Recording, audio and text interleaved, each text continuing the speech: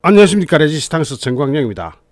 경찰이 어제 경기도 성남시 분당구 백현동 아파트 개발 사업 특혜 의혹과 관련해서 성남시청 등등등을 압수수색하면서 강제 수사에 본격적으로 착수한 사실을 긴급 보도해 드렸죠. 작년부터 용도 변경 특혜 의혹이 제기된 백현동 아파트 개발 사업은 이재명의 성남시장 재임 당시에 각종 인허가가 나갔던 겁니다. 그러니까 이재명이 여기서 인허가를 내주면서 복마전이 펼쳐진 것 같은데, 백현동 아파트 특혜 의혹과 관련해서 경찰이 성남시청을 압수수색한 것은 어제가 처음이었습니다. 백현동과 관련해서는 경기남부경찰청 반부패 경제범죄수사대는 어제 오전 9시부터 오후 3시까지 제가 어제 이 압수수색 중에 특보를 말씀드렸죠. 그때 성남시청에 수사관 12명을 투입해서 압수수색을 벌였는데, 경찰의 압수수색 대상에는 시장실, 부시장실, 도시주택국장실, 교통도로국장실, 도시계획과 등 사업 관련 부서 9개가 몽땅 포함되었습니다. 경찰은 어제 압수수색에서 백현동 관련 인허가 자료와 함께 이재명과 이재명의 측근으로 불리는 정진상 전 성남시 정책비서관 등 20여 명의 이메일 자료도 일부 확보된 것으로 알려지고 있습니다.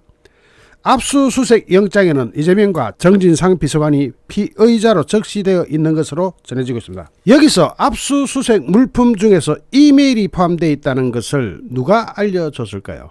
이거는 압수수색을 당한 당사자나 경찰 아니면 나올 데가 없죠. 이거는 딱 나오는 사람이 정해져 있는 겁니다. 압수수색을 당한 당사자 또는 경찰, 거기서 압수수색을 당한 당사자가 일부러 내 이메일 들어갔다 또는 누구 이메일 들어가더라라고 기자한테 이야기할 리가 만무합니다. 왜냐하면 일단 이 이메일이 어떤 폭발력을 가질지는 대충 다 알고 있을 것이기 때문에 이건 틀림없이 제 추측으로는 경찰 쪽에서 흘러나왔다고 봅니다. 그러면은 다른 자료는 놔두고 이메일이란 말이 왜 나왔을까요? 이메일에 어떤 엄청난 것이 들어가 있을 것이다. 자, 이메일 이거는 증거 중에서도 못 빼는 겁니다. 이거는 이메일 보낸 사람이 있고 받는 사람이 있는데, 지금 당장 이재명 건은 못 본다 하더라도 다른 사람, 즉 보낸 사람, 정진상이가 보냈다면 보낸 기록, 정진상이가 이재명으로부터 받았다면 받은 기록, 이 이메일 자료가 경찰 손에 들어간 겁니다. 지금 이 이메일이 굉장히 중요하다고 보이는 이유는 여러 가지가 있지만, 당시에 이재명의 언행을 보면은 성남시 자료들의 패스워드를 걸어놓는 등 여러 가지를 다 보안을 취해놨지만, 이메일은 받는 사람 쪽 또는 주는 사람 쪽 양쪽 다가, 이재명은 자기 아직 패스워드 이야기 안 했겠죠. 그런데 그 상대방이 이 자료에 대한 패스워드를 이야기하거나 또는 이메일은 패스워드가 걸려 있어도 비교적 다른 것에 비해서는 쉽게 풀어지는 특징을 가지고 있기 때문에 이 이메일이 그대로 경찰 손에 들어갔다는 것은 이재명이 볼 때는 악몽이죠. 지금 이재명은 여기에 대해서 뭐라고 말을 해야 합니다. 특히 이메일에 대해서 아무 말도 아직은 없는 것으로 보이는데, 그렇다면 이재명은 지금 굉장히 쫄아붙는 과정으로 들어가고 있는 겁니다. 거기다가 제가 어제도 말씀드렸지만은 백현동 아파트 사업 인허가 과정에서 역할을 한 대가로 거액을 받은 의혹이 있는 김인석 한국하우징기술 대표 자택과 시행사인 아시아디벨로퍼 대표의 자택을 압수수색한 것으로 전해지고 있습니다. 이 김인섭이 왜 그렇게 주목을 끌었냐면은 2006년 성남시장 선거 당시에 이재명의 선대 본부장을 지냈습니다. 여기서 수십억 원을 받아 챙겨갔다는 의혹은 이미 이제 다 알려진 상태고, 그 돈을 끝까지 추적하면은 어디로 가겠습니까? 여러분 어디로 간다고 봅니까? 나머지 이 자세한 부분은 어제 제가 다 브리핑 해 드렸기 때문에 그 자료 제가 뒤에 붙일 테니까 그 자료 보시면 나오는데, 부지의 용도를 자연 녹지에서 준주거 지역으로 무려 4단계나 상향하면서 대박을 터뜨려 준 것, 그리고 처음에는 이것이 민간 임대로 계획되어 있었는데 분양을 해먹도록 해가지고 누구 한 사람 배가 터지도록 만들었는데, 그 덕분에 그 시행사는 약 3천억 원의 분양 수익을 냅니다. 이 3천억 원 혼자 먹을 수 있나요? 누군가한테 싹싹싹 올라갔죠.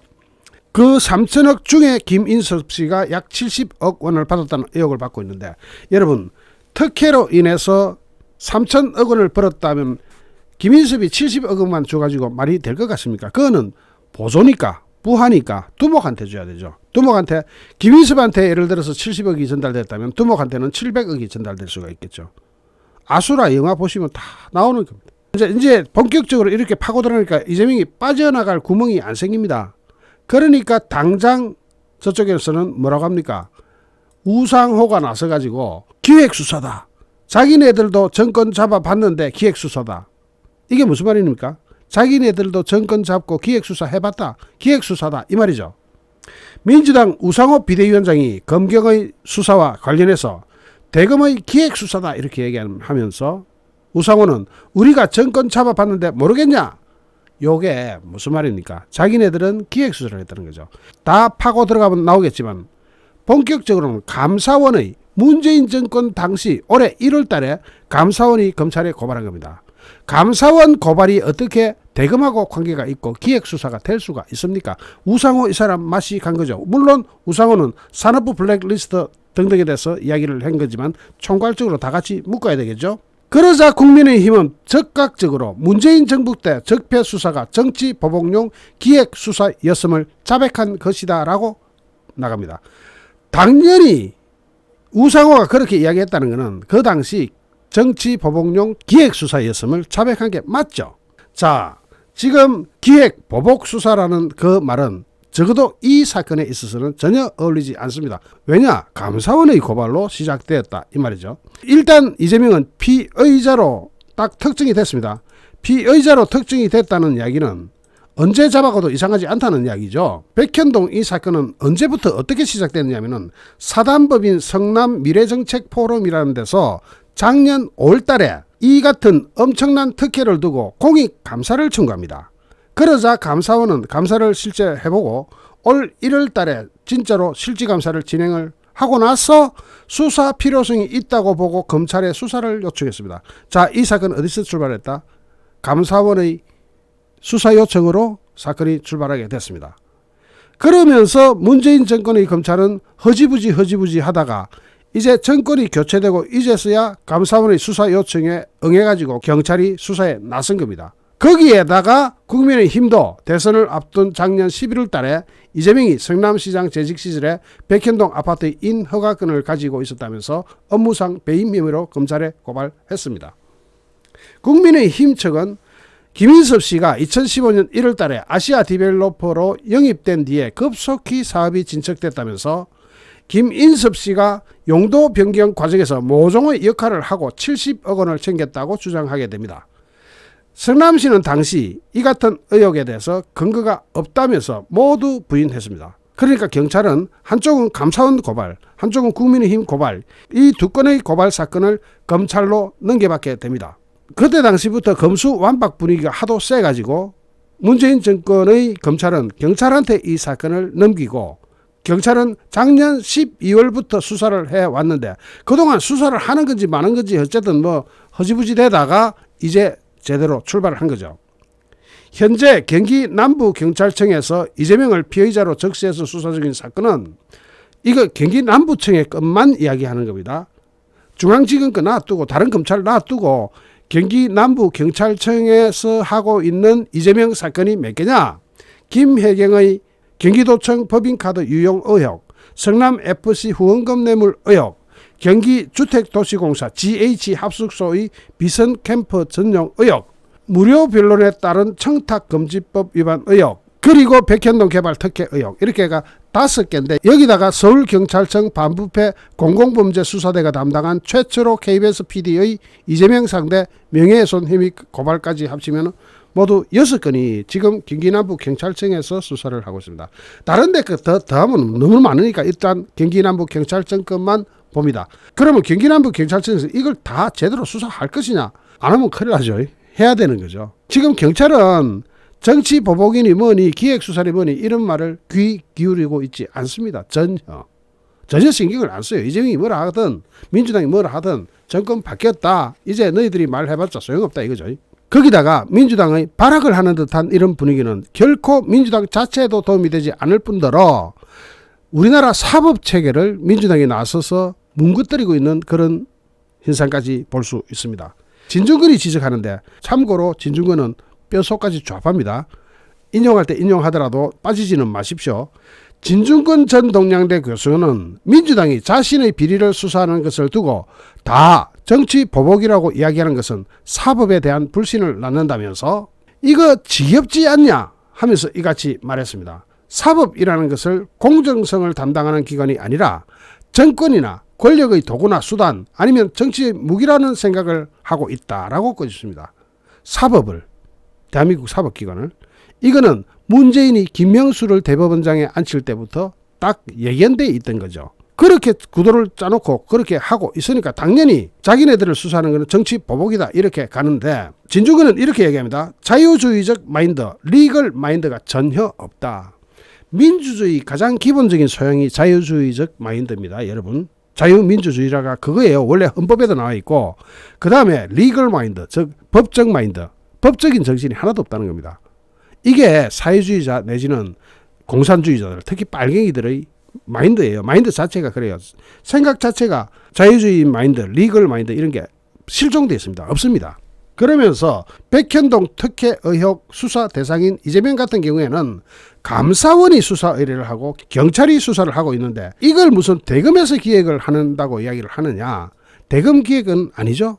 감사원이 고발했는데 감사원이 대검 산하기관입니까? 이런 말도 안 되는 이야기들을 민주당이 하고 있으니까 진중권도 나아가 이걸 깨는 거겠죠. 공당의 대표가 음모론을 유포하는 건 대검이 감사원하고 경찰까지 다 아우르는 명령체계를 갖고 있다는 말인가 하면서 민주당의 대표, 공당의 대표가 음모론을 유포하는 건 아직도 정신을 못 차렸다는 얘기라고 비난했습니다. 여기에 대해서 정치 보복이니 뭐니 하니까 드디어 윤석열 대통령이 한마디 합니다. 형사사건 수사라는 거는 원래가 과거 수사지 미래 수사일 수가 없다. 이게 정말 이거 정말 명언입니다. 명언.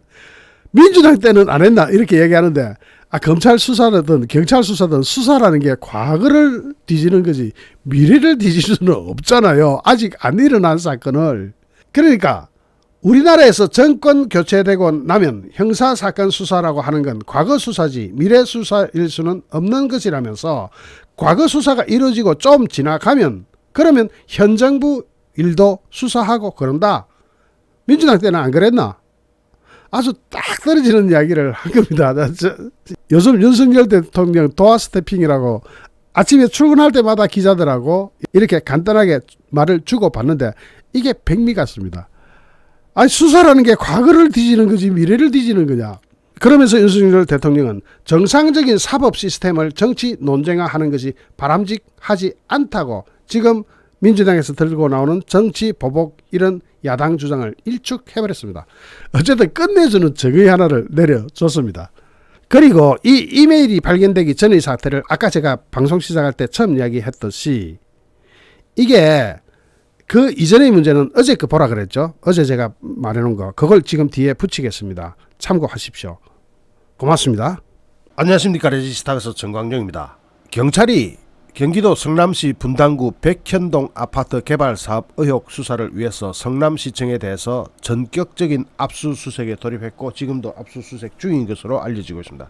여러분, 이 옹벽 아파트라고 들어보셨죠? 여기다 아파트를 지어도 되는 것인지, 이 옹벽이 이거 무너지면 이 아파트에 있는 사람들은 어떻게 됩니까? 어쨌든 그걸 놔두고 경찰이 도대체 뭘 뒤질까? 이런 거 뒤질까? 했더니 경찰의 뒤지는 목적은 다른 데 있었습니다. 경기 남부경찰청 반부패 경제범죄수사대는 오늘 오전 성남시청에 수사관을 무려 10여 명을 투입해가지고 압수수색에 들어갔습니다. 압수수색 대상이 어딘지 한번 봅시다.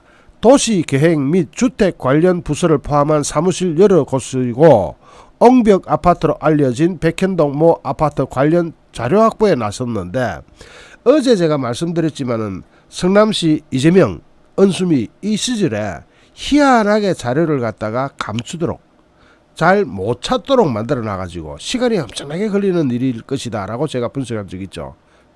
그 성남시 인수위원회 특위까지 만들어 가면서 그 자료를 보고 있는데 그 자료를 찾을 수 없게 만들어서 한마디로 이야기하면 모든 자료에 각각 개별적으로 패스워드를 다 붙여놔가지고 정말로 힘들게 만들어 놨습니다. 아예 검색이 안 되도록 된 것도 있고 지우진 않았지만 못 찾도록 찾기 힘들도록 만들어 놨다는 거죠. 그런 가운데 경찰이 지금 뒤지고 있는 겁니다. 어떻게든. 자, 그게 찾아질까요? 저는 이번에 요 압수수색은 일부분 성공할 수 있는 무엇이 있다라고 봅니다. 그걸 계속 보시죠.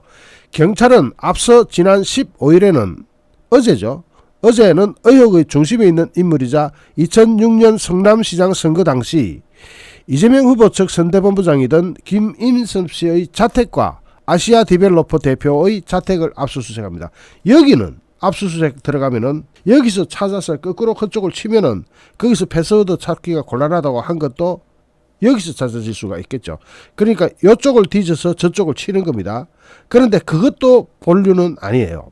경찰은 국민의힘이 민주당 이재명이 성남시장 시절에 백현동 개발 과정에서 특혜를 줬다는 의혹을 제기하면서 검찰에 고발한 이 사건을 넘겨받아가지고 지난해 12월부터 수사해왔죠. 중간에 한번 또 검찰로 갔다가 다시 오고 뭐 한 그런 건 있지만은 이게 국민의힘이 제기한 거예요. 그러니까 고발인이 개인이 아니라 이제 여당이 됐습니다. 그러니까 수사를 제대로 할 수밖에 없는 경찰의 미묘한 입장이 감지되죠. 여기에 대해서 아울러 감사원도 작년 5월달에 공익감사 청구를 접수한 뒤에 올해 1월달에 실질감사를 진행한 결과 수사 필요성이 있다고 보고 또 검찰에 수사를 요청해 놓은 겁니다. 그러니까 아까는 국민의힘, 여당, 또 감사원 이렇게 지금 수사 요청이 돼 있는 거예요. 그런 상황에서 검찰은 경기 남부경찰청이 이미 수사하고 있는 점을 고려해서 이 역시 경찰에 일단 이첩을 해놓은 상태입니다. 더군다나 거기서 검수완박의 분위기가 일어나고 해가지고 막 경찰이 이 사건을 다 떠맡게 됐습니다. 거기서 경찰은 고발인 조사하고 자료 분석 등등을 마치고 어제부터 사건 관련자 자택 및 성남시청에 대해서 순차적인 압수수색에 돌입한 겁니다. 경찰은 압수수색을 통해서 백현동 사업 과정에서 성남시의 법령 위반이 있었는지 등을 면밀히 살펴볼 예정인데 경찰 관계자는 수사 중인 사안이라서 내용을 자세히 말씀드릴 수는 없다 이렇게 말하고 있습니다. 성남시는 지난달 성남FC 후원금 의혹과 관련해서 경기 분당경찰서로부터 압수수색을 받은 지 한 달여 만에 재차 경찰의 강제수사 대상이 됐는데 성남시는 현재 경찰 수사와는 별개로 자체적인 의혹 수사가 한창입니다. 그래서 뒤숭숭한 분위기로 알려지고 있는데 여기는 새 당선인인 신상진 당선인이 직접 정상화 특위까지 만들면서 김경률 공인회계사 등 8명의 특위위원을 위촉해가지고 자체 수사 중이다 말입니다. 그러니까 성남시는 당연히 뒤숭숭하겠죠.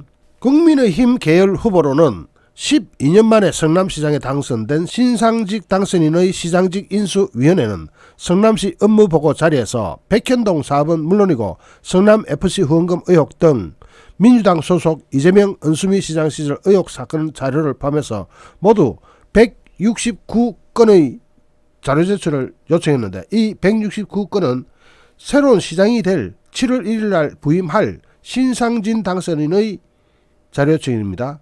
그러니까 검찰, 경찰이 요청하는 것은 조사만 받으면 땡이지만 이쪽은 자기네들의 진급이나 우명을 지고 있단 말입니다. 그래서 솔직히 이쪽에 더 기대를 거는 편이지만 그렇다고 경찰이 지금 하고 있는 것은 또 다른 의미를 가지고 있습니다. 자, 이게 진짜 심각한 상황으로 들어가고 우리가 볼 때는 뭐 재밌는 상황으로 들어가기도 하는데 경찰이 강제 수사에 나섬에 따라 시장직 인수위원회의 조사에도 속도가 당연히 붙을 겁니다. 한쪽에서는 경찰이 압수수색, 한쪽에는 인수위원회의 자료 제출 요구 등등등 이제 7월 1일 날 부임하면은 이때부터는 뭔가 본격적으로 시작하겠죠. 그런데 7월 1일 부임 전에 이미 이 자료 제출을 다 요구해놓고 있는 겁니다. 이 백현동 아파트는 15개 동 1233가구 규모로 지난해 6월달에 입주를 시작했는데 자 이제부터 뭘 보느냐를 보겠습니다. 어디를 뒤지느냐, 뭘 뒤지느냐. 부지가 11만 1265스퀘어미터인데 원래는 전북 완주군으로 이전했던 한국식품연구원 소유였고 그러면 공공용지네, 그죠? 1차, 자 1번 공공용지였다. 이번 2015년 2월 부동산 개발 회사인 아시아 디벨로퍼 등에 매각된 뒤에 자연 녹지 지역에서 준주거 지역으로 용도 변경이 됩니다. 자 그럼 아시아 디벨로퍼한테 땅을 자연 녹지 그린벨트를 준주거지역으로 용도 변경하면 최소 10배는 튀기 먹죠. 이 땅값이라는 게 그린벨트에 있을 때하고 준주거지역 있을 때하고 완전히 다르잖아요. 그러니까 여기서 한번 특혜 의혹, 두 번째. 그리고 또 세 번째, 이게 제일 심각합니다. 당초에 이걸 지을 때 전체 가구가 민간 임대로 계획되어 있었는데 약 1233가구가 민간 임대주택이었는데 그렇게 계획되었는데 2015년 11월달 이게 이재명이 시작하던 시절이죠. 민간 임대가 전체 가구 수의 10%인 123가구로 확 줄어들고 나머지 90% 즉 1110가구 정도는 분양주택으로 바뀌어버립니다. 이건 완전 특혜죠. 임대주택으로 짓기로 했다가 분양주택으로 지어버리면 이거는 돈 받고 바로 분양하니까 현찰이 들어버리죠. 그걸 누군가 먹어라. 제일 먼저는 그린벨트를 준주거지역으로 만들어가지고 땅값에서 대박을 치도록 만들어주고, 또 한 번은 임대주택으로 짓기로 했으면 끝까지 임대주택으로 지어야 되는데 졸지에 분양주택으로 90%를 바꿔줘가지고 누구 한 사람 배가 터지게 만들어버렸다. 국민의힘 측은 2006년 성남시장 선거 당시에 이재명의 선거대책본부 김인섭 씨가 2015년 1월 아시아 디벨로퍼로 영입이 돼 간 뒤에 급속히 사업이 진척됐고, 이 이재명의 선대본부장 김인섭은 용도 변경 과정에서 모종의 역할을 하고 70억 원을 챙겼다고 주장해 왔는데 성남시는 이런 의혹을 부인해 왔습니다. 자, 여기서 이제 70억 원을 챙겨간 사람은 용도 변경 과정에서 챙겨갔다 치고, 그 다음에 용도 변경 말고 그 다음에 임대주택으로 추진하다가 갑자기 일반 분양으로 전환한 거는 이건 누가 또 챙겨갔을까요? 완전히 이재명의 성남시는 그야말로 영화에 나오는 안남시였던 겁니다. 야, 정말 무서운 거죠. 이렇게 하나하나 따지고 들어가 보니까 정말 여기는 그냥 아수라 영화에 나오는 안남시였습니다. 그냥 아수라 영화 그대로예요. 판박이에요. 똑같아요. 이렇게 그 액을 막 튕겨 먹었는데 이재명은 이것을 정치 보복이다 이렇게 나옵니다. 야, 이 정치 보복 논란에 최고로 멋진 해석을 해준 사람이 여기 있네요. 제가 한동훈 띄운다고 누가 비판을 하더라고요. 제가 어떻게 한동훈을 띄울 수 있느냐. 아니요, 한동훈 좋아서 띄우는 거 아닙니다. 지금 한동훈 띄워주면 띄워줄수록 문재인을 잡는데 그보다 더 좋은 도구가 없습니다. 여러분 자세히 보십시오. 자, 어쨌든 한동훈 법무부 장관은 산업부 블랙리스트 등 사건 수사에 야당이 반발하고 있는 것과 관련해서 중대한 범죄를 수사하는 걸 정치 보복이라고 부르는 것은 국민들이 전혀 동의하지 않을 것이라고 하면서 검찰과 경찰은 부패 범죄를 제대로 수사하라고 국민 세금으로 월급 받고 있는 데다 딱 맞아떨어지는 이야기죠. 한동훈 장관은 중구 프레스센터에서 열리는 제40회 교정 대상 시상식에 참석하기 전에 취재진과 만나가지고 민주당의 반발에 입장을 묻는 질문에 저는 구체적 수사에 대해 지휘하지 않는다면서 지극히 상식적 일반론으로 말씀드리자면 중대한 범죄를 수사하는 걸 정치 보복이라고 부르는 것은 국민들께서 전혀 동의하지 않으실 것이라고 생각한다면서 이어서 부패 범죄에 대해 수사를 제대로 해가지고 국민을 보호하는 게 검찰과 경찰의 존재 이유다 이렇게 나갑니다. 그러니까 이런 정치 보복이나 이런 단어에 대해서도 어떤 말에 대한 어떤 정의를 내리고 그 정의에 의해서 해석을 해 들어가야 되는데 무작정 정치 보복이다. 보복할 게 뭐 있나요? 그럼 자기네들이 적폐청산이니 나발이니 부르댔던 것은 그것도 정치 보복이었나요? 야. 근데 하나 웃기는 거는 이재명이 정치 보복 당할 게 뭐가 있나요? 지가 뭐 정치적으로 뭔가 한 게 있어야 정치 보복을 당하죠. 이재명은 중앙정치에 들어와 가지고 뭐 한 게 없어요. 지방정치, 즉 지방 권력을 가지고 썩어 나간 것 외에 부패한 것 외에 이재명이 중앙정치에 대해서 뭔가 보복당할 만한 일을 한 것도 없어요. 그러니까 정치 보복이라는 말 자체가 성립이 안 되는 사람이지만 정치 보복이라는 것은 그럴 때 쓰는 거 아닙니다. 진짜 탄압받고 탄압받던 사람이 뭔가 당선돼 가지고 그 다음에 탄압한 사람을 주제로 그렇게 하는 것을 정치보복이라고 할 수는 있겠죠. 그런데 이재명은 거기 해당 사항도 없어요. 어쨌든 이재명은 지금 민주당 안에서도 이 일로 또 꼬이고 있는 것 같은데 지금 경찰의 수사 방향이 정확하게 설정되어 있는 것으로 볼 때 이 사건 역시도 이재명이 말 몇 마디로 빠져나갈 수 있는 그런 사건 아닙니다. 이재명 정신 차려. 지금이라도 자수를 하면 형량에 대해서 경감 받을 수 있어요. 싹 자수하고 다 자백하면 형량을 경감받을 수 있는데 끝까지 한번 버텨보세요. 어떤 결과가 나타날지. 어쨌든 이거는 이런 겁니다. 세 가지 포인트에 경찰은 집중하고 있고 뭘 뒤지냐 했더니 바로 이 부분을 뒤지고 있어요. 성남시만 뒤져서 되는 것이 아니다 하면은 어떻게 해야 됩니까? 성남시 외적인데 바깥쪽을 뒤져서 성남시를 치고 들어가는 게 좋죠. 그래서 어제는 성남시장 선거 당시 이재명 후보 측 선대본부장이었던 김인섭 씨 자택과 아시아디벨로퍼 대표의 자택을 압수수색하면서 그쪽에 뭔가 있는지를 찾은 겁니다. 왜냐하면 성남시에서 너무 꼼꼼하게 잘 감추어 놓았기 때문에, 시간이 걸리도록 만들어 놨기 때문에. 자, 지금 이 건 말고도 이재명에 얽혀있는 너무 많은 의혹들이 주렁주렁 대추나무에 연걸리듯이 이렇게 걸려 있는데, 이 백현동 관련 경찰의 수사 성과가 제대로 나오기를 바랍니다. 경찰 열심히 한번 해가지고 공을 한번 쌓아 보세요. 잠시 후 또 다른 주제로 여러분을 찾아뵙겠습니다. 시청해 주신 여러분께 진심으로 감사드립니다. 여러분 고맙습니다. 안녕하십니까. 레지스탕스 정광용입니다. 서울중앙지검 대장동 개발 특혜 로비 의혹 수사팀이 이재명에 대해서 피의자로 특정을 하고 특정 경제범죄 가중처벌법상 배임힘의 입증과 관련된 수사를 진행했던 것으로 파악됐습니다.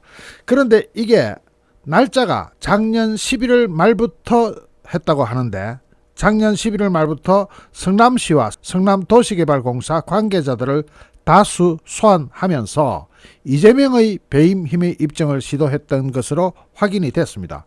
정상적으로 확인이 됐다는데 이것은 노컷 뉴스 기자가 확인을 한 겁니다. 그러자 이재명이 파르르 떨고 일어나가지고 당장 정치 보복이고 사법살인이라고 아주 세게 치고 나옵니다. 이재명이 그렇게 세게 치고 나오는 데는 이유가 두 가지가 있죠. 하나는 그렇게 하지 않으면 자신이 몰린다 하는 위기감, 또 하나는 방탄조끼 이제는 입었다 이거겠죠. 이게 성남도시개발공사 대장동 담당자부터 차장, 본부장까지 당시 차례대로 소환됐고, 성남시 대장동 담당 주무관부터 팀장, 과장, 단장까지 부시장과 시장을 뺀 결제 라인 전부의 진술을 당시 확보했었다고 하는데, 그때가 언제냐? 문재인 정권 당시다 이 말입니다. 문재인 정권 당시의 수사 행계 어떻게 정치보복이고 사법살인이죠? 자, 그 당시 수사했던 것을 결국은 이재명은 배임 혐의로 기소하지 않고 당시에 5인방만 기소를 해버렸죠. 배임 혐의로. 그럼 이재명은 여기서 빠졌단 말입니다. 빠지게 된 것은 또 어떻게 된 것일까? 그건 지금 이번 중앙지검 감사 과정에서 나올 거예요. 저는 나온다고 보는데, 당시에 문재인 정권의 검찰은 이재명이 최종 결재권자로서 대장동 개발 사업에서부터 민간 개발업자인 화천대유에게 특혜를 준 정황을 인지하고 관여했는지 등을 계속해서 캐물었던 것으로 알려지고 있습니다.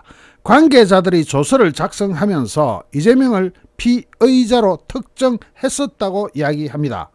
대장동 수사팀이 이재명도 배임 혐의로 수사한 사실이 확인된 것은 이번이 처음입니다. 이재명이 배임 혐의로 수사받았다 이거죠. 그런데 11월 달에서 시작해가지고 해놓고 그동안 왜 수사가 중단됐을까요? 그동안 대선 있고 그 다음에 지방선거 있고 각종 선거가 있으면서 검찰이 수사를 중단했다라고 볼 수도 있고, 또 다른 측으로는 문재인 정권의 검찰이었다 이거죠. 그렇다면은 당시에 중앙지검이 아예 이승윤 시절부터 그쪽이 쫙 장악돼 있었으니까 그쪽에서 수사한 것은 신뢰하기가 좀 힘들다, 결론까지도 힘들다, 이번 감사 과정에서 밝혀지겠지만 라고 추측할 수 있는데, 그 당시에 이 5명은 지금 재판 넘어갔습니다. 그러면서 이재명만 빠졌다고 하면 결재권자가 이재명인데 굉장히 이상하죠. 그리고 그 수사는 언제 있었다? 문재인 정권 때 있었음에도 불구하고 오늘 이재명은 대장동 사건을 수사한 검찰을 강하게 비판합니다. 이재명은 오늘 검찰이 작년 말 대장동 사건에서 이재명을 배임 혐의 피의자로 특정해서 수사했다는 노컷 뉴스 보도를 페이스북에 딱 공유하면서 21세기 대명천지에 또다시 사법 정치살인을 획책하자는 것이냐. 21세기 대명천지에 그런 짓 해도 됩니까? 근데 그거부터 따지고 넘어가야 되겠지만은 일단은 이렇게 써놨어요. 이재명은 검찰을 이용한 정치 보복, 정치 탄압이 시작된 듯 이렇게 썼는데, 이 수사한 때는 문재인 정권 시절이었고 이것이 정치 보복이고 정치 탄압이 시작된 것이라고 하면은 문재인 정권이 이재명을 정치 보복하고 정치 탄압했다는 얘기밖에 더 됩니까?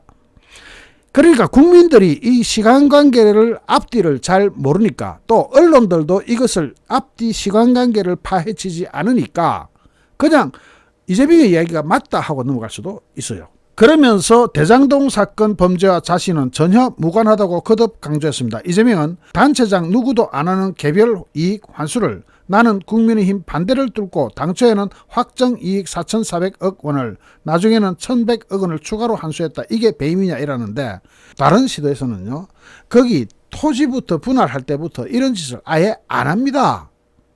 공원부지 빼고 뭐 빼고 해가지고 기부채납 받을 거 다 받고 허가내줘요. 이재명 그랬나요? 자, 이재명은 검찰이 자신의 형님의 정신질환 증거를 숨기고 멀쩡한데 강제 입원시키려 했다고 불법 기소했던 것처럼 이 사건도 무혐의지만 일단 기소해가지고 정치 경제적 타격을 입히자는 음모가 있다는 말도 들었다. 야, 음모론까지 꺼내네요. 그러면서 정치 보복 사법 살인 기도를 중단하기 바란다 이럽니다. 이재명이 대단히 지금 뭔가 따끈따끈해졌어요.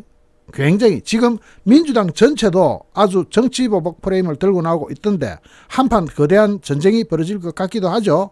그런데 이재명이 이렇게 나오는 것은 참 어울리지가 않습니다. 이재명 이렇게 나오면 나올수록 손해라는 것을 이재명 자신만 모르는 것 같아요. 이재명이 이렇게 나오면은 피해는 민주당이 입습니다. 이재명 하나 보호하려고 그러다가 전부 다 줄초상이 날 거예요. 2년 후 총선 때 봅시다. 어쨌든 간에. 자, 그러면서 이재명의 성남시 은수미 시장 시절 이 검찰마저도 자료를 찾기 어렵게 교묘하게 관련 자료를 막아놓은 정황이 드러났습니다. 이건 또 어떻게 드러났느냐. 신상진 성남시장 당선인이 이재명 은수미 시절 그리고 12년이죠. 그 12년 동안의 비리 의혹을 파헤치기 위해서 출범시킨 시정정상화 특별위원회 여기에 누가 들어가 있습니까?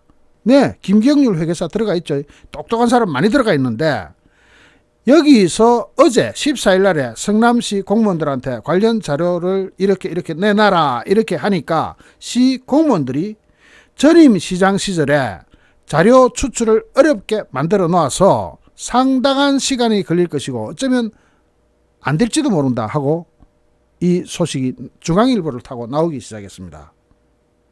아까 노컷 뉴스에 이어서 지금 연관시켜서 본다면은 이재명은 자신감을 가지고 있다고 생각할 수가 있을 것 같습니다. 너가 찾아봐라 못 찾는다 이거죠. 어떻게 어렵게 만들어 놨느냐. 성남시 공무원들은 이재명 은수미 시장 재임 시절 당시 성남시는 전자메일, 이메일 체계를 변경을 해버렸다고 합니다. 그리고 공무원이 문서를 작성한 뒤 개인적으로 패스워드를 싹 다 걸어놔라. 걸어놓게 하고 키워드 검색 체계를 복잡하게 만드는 등 문서 추출을 어렵게 만들어놨다. 자, 그럼 개인적으로 다 패스워드가 있으면은 그러면 공적인 문서에 개인적 패스워드를 다 걸어놓게 했다면은 이제는 퇴직한 사람들은 찾아가지고 모셔와가지고 패스워드를 기억해라고 해야 될 텐데 까먹었다 하면 이거 골 때리는 거죠. 그리고 현직에 있는 공무원들도 자기가 어떤 문서를 어떻게 만들었는지 12년간을 기억을 되살리라 그러면 여러분 쉽습니까? 안 쉽습니다. 12년 전이면 웬만하면 까먹을 수도 있어요. 12년 동안 일어났던 것을 지금 다 뒤져야 되는데 특히 이재명은 은수미 4년을 빼야 되니까 적어도 4년 전부터 12년까지를 뒤져야 되잖아요. 그런데 패스워드를 다 걸어놓게 해놨으니까 이게 성남시 공무원이 한둘입니까? 패스워드가 또 중간에 한 번씩 바꿔서 하면은 이게 사람 미치는 거죠.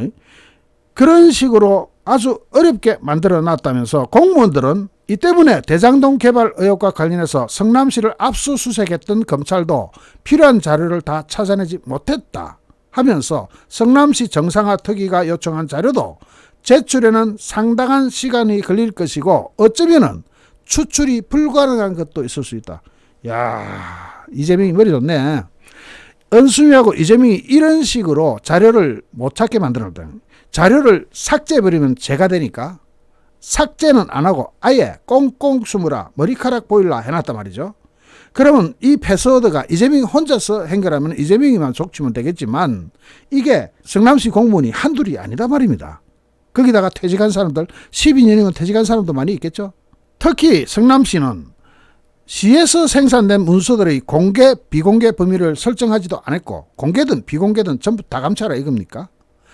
그리고 시청 직원들이 문서를 주고받는 전자메일 체계 계정을 아예 바꿔버렸던 시스템을 바꿔본다 그럽니다. 그러면 그 이전의 시스템 이쪽에 있는 거는 그쪽에서 유통된 문서들은 열람이나 검색이 어렵게 만들어놨다는 겁니다. 이거 컴퓨터 전문가가 붙어도요. 여러분 컴퓨터 전문가라는 게 패스워드 걸린 거는 참 어려워합니다. 그렇지 않겠습니까? 각각의 패스워드를 다 찾아내야 되는데 쉽지 않을걸요.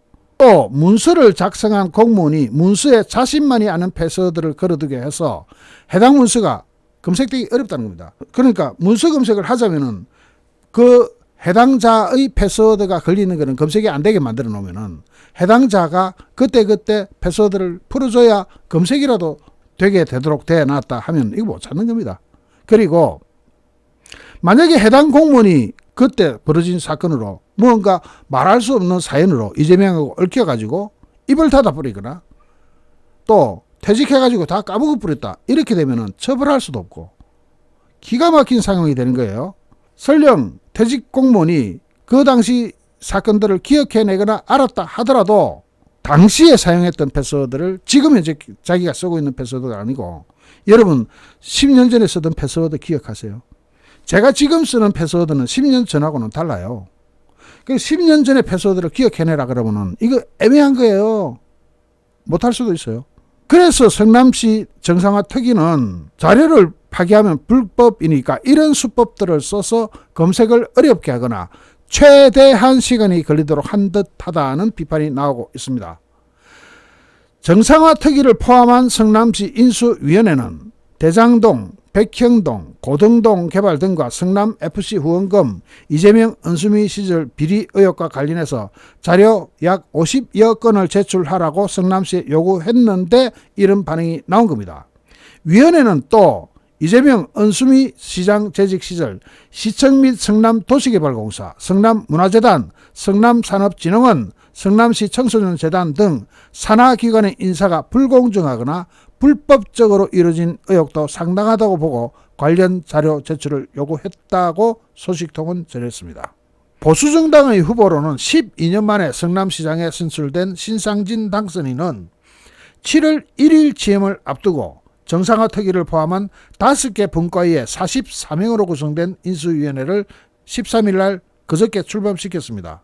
이 가운데 정상화 특위위원장이 이호선 국민대 교수 그리고 조국 흑서 공동주자인 김경률 회계사 등 나름 외부 전문가 8명이 들러붙었는데 이렇게 돼버리면은 외부 전문가들도 뭐 자료를 봐야 옳고 그름을 판단할 텐데 굉장히 곤란해지는 겁니다.